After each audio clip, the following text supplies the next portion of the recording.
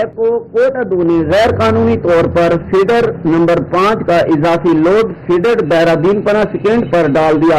بہت زیادہ اضافی بوجھ کے باعث ڈیرہ دین پناہ میں وولٹیج کی کمی کے باعث الیکٹرانکس کی اشیاء جلنا معمول بن چکا۔ بار بار ٹرپنگ سے جہاں روزانہ نقصان ہونے لگا، وہاں پانی کی موٹریں، فریج، فریزر، کولر، پنکھے تک چلنا بند ہو چکے، جس سے مساجد میں بھی پانی کی کمی کا سامنا ہے۔ شہری سخت اذیت میں مبتلا ہیں۔ شہری صارفین نے میپکو حکام سے ڈیرہ دین پناہ پر غیر قانونی اضافی بوجھ فوری ختم کرنے کا مطالبہ کیا ہے۔